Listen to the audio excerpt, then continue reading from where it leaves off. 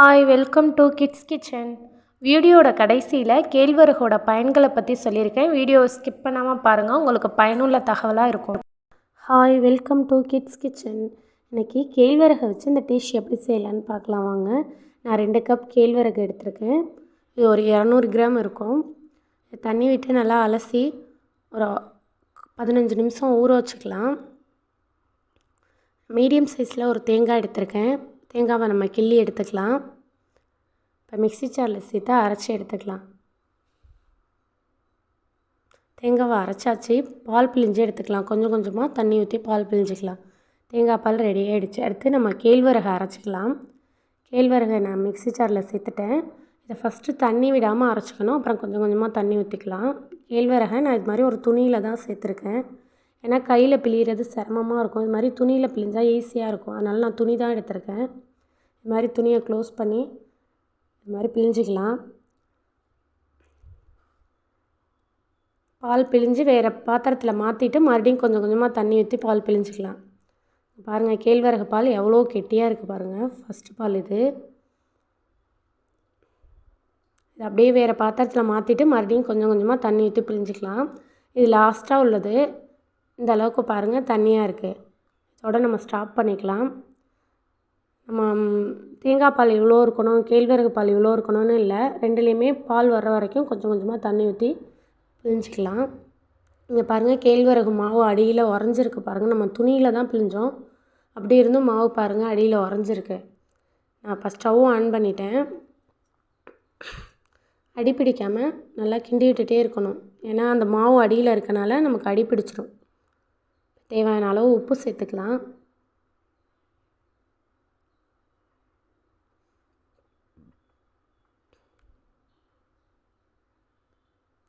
இது மாதிரி கலந்து விட்டுகிட்டே இருக்கணும். இல்லாட்டி அந்த மாவு அடியில் போய் உறைஞ்சி அடி பிடிச்சிரும். நான் 150 கிராம் நாட்டு வெல்லம் எடுத்திருக்கேன். இதில் ஒரு அரை டம்ளர் தண்ணி ஊற்றி ஸ்டவ்வில் வச்சிடலாம். ஏன்னா அதில் குப்பையெல்லாம் இருக்கும், அதனால் வடித்து ஊற்றிக்கலாம்.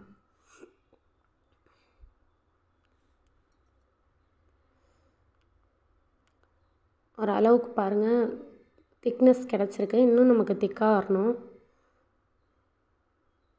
பாருங்கள், நல்லா திக்காகிடுச்சு. உங்களுக்கு ஒரு வேளை தண்ணி பற்றாமல் இருந்துச்சு அப்படின்னா இப்போ கூட நம்ம தண்ணி சேர்த்துக்கலாம்.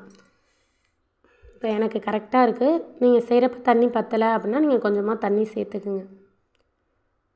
இப்போ நல்லா திக்காகிடுச்சு. அந்த கலரும் மாறிடுச்சு பாருங்கள். ஒயிட்டாக இருந்துச்சு, இப்போ அப்படியே லைட்டாக ப்ரௌன் கலரில் இருக்குது பாருங்கள்.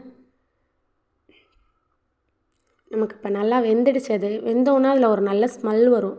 அதை வச்சே நம்ம வெந்துடுச்சு அப்படின்னு கண்டுபிடிச்சிக்கலாம். வெல்லம் ரெடி ஆகிடுச்சு. அதில் தூசியெல்லாம் இருக்குது பாருங்கள். நம்ம வடித்து எடுத்துக்கலாம்.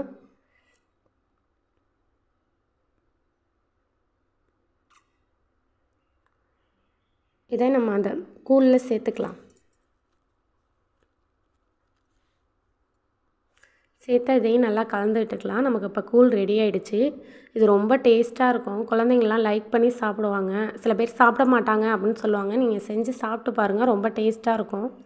கூழ் நான் பிளேட்டில் ஊற்றிருக்கேன். இது ஆறுனோன்னே கட் பண்ணி பார்த்தா ஒரு மாதிரி அல்வா மாதிரி டேஸ்ட்டில் கிடைக்கும். நமக்கு நல்லாயிருக்கும். நீங்களும் ட்ரை பண்ணி பாருங்கள். வீடியோ பிடிச்சிருந்தா சப்ஸ்கிரைப் பண்ணுங்கள்.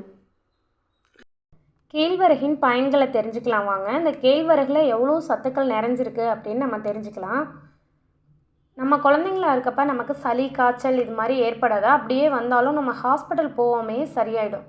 இப்போ உள்ள குழந்தைங்களுக்கு அடிக்கடி சளி காய்ச்சல் இருமல் இது மாதிரி ஏற்படுது. அது ஹாஸ்பிட்டல் போனால் மட்டும்தான் சரியாகுது. ஏன்னா நம்மளோட உணவு பழக்க வழக்கத்தில் ஆரோக்கியமான உணவுகளே இல்லாமல் போயிடுச்சு. நம்ம ஆரோக்கியமான உணவுகள் சாப்பிட்றப்ப தான் அதில் உள்ள சத்துக்களும் நோய் எதிர்ப்பு சக்தியும் நம்ம உடம்புக்கு கிடைக்கும். ஆரோக்கியமான உணவுகள் எடுத்துக்கல அப்படின்னா எந்த சத்துக்களும் நமக்கு கிடைக்காது. நம்ம குழந்தைங்களுக்கு நம்ம ஆரோக்கியமான உணவுகளே கொடுக்கணும். இந்த கேழ்வரகில் நம்ம உடம்புக்கு தேவையான 3/4 சத்துக்கள் நிறைஞ்சிருக்கு. நம்ம குழந்தைங்களுக்கு இதை அடிக்கடி எடுத்துக்கிறனால உடம்பு வலிமையோடும் நோய் எதிர்ப்பு சக்தியோடும் அவங்க உற்சாகத்தோடும் இருப்பாங்க. குழந்தைங்களுக்கு நோய் எதிர்ப்பு சக்தி இதுலேருந்து கிடைக்கும்.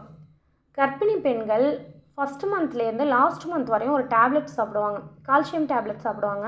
அது எதுக்காக சாப்பிட்றாங்க அப்படின்னா பற்களும் எலும்புகளும் ஸ்ட்ராங்காக இருக்கிறதுக்காக சாப்பிடுவாங்க. அந்த கால்சியம் சத்து இந்த கேழ்வரகுல அதிகமாக நிறைஞ்சிருக்கு. நிறைய பெண்களுக்கு முதுகு வலி, மூட்டு வலி, கை கால் வலி இது மாதிரி ஏற்படும்னு சொல்லுவாங்க. அவங்கெல்லாம் அடிக்கடி இந்த கேழ்வரகை எடுத்துக்கிறப்ப எல்லா வலியும் சரியாயிடும். இந்த கேழ்வரகை நம்ம அடிக்கடி எடுத்துக்கிறப்ப தோல் சுருக்கம்லாம் நீங்கி தோல் பளபளப்போடு இருக்குமா. பெண்கள் ஒரு வருடத்திற்கு 80% மேற்பட்ட பெண்களுக்கு இரத்த சோகை நோய் ஏற்படுது. அந்த இரத்த சோகை நோயை இந்த கேழ்வரகு சரி செய்யக்கூடியது. நம்ம உடம்புல உள்ள ஹீமோகுளோபினை இன்க்ரீஸ் பண்ணி இரத்த சோகை நோயை சரி செய்யுது. நிறைய பேருக்கு செரிமானமே ஆகலை அப்படின்னு சொல்லுவாங்க. இந்த கேழ்வரகை எடுத்துக்கிறனால செரிமான சக்தியை இது அதிகப்படுத்துகிறது. செரிமான சக்தியை தூண்டுது. இப்போ பாலூட்டும் தாய்மார்கள்லாம் கேழ்வரகு சாப்பிட்றப்ப அவங்களுக்கு அதிகமாக பால் சுரக்குது. நம்ம காலையில் கேழ்வரகை காலை ஃபுட்டாக எடுத்துக்கிறப்ப அந்த நாள் ஃபுல்லாக உற்சாகத்தோடு இருக்குமா, உடம்பு சோர்வே இல்லாமல் இருக்கும். நிறைய விளையாட்டு வீராங்கனைகள்லாம் தங்களோட உடம்பை வருத்திக்கிட்டு ஒர்க் பண்ணுவாங்க.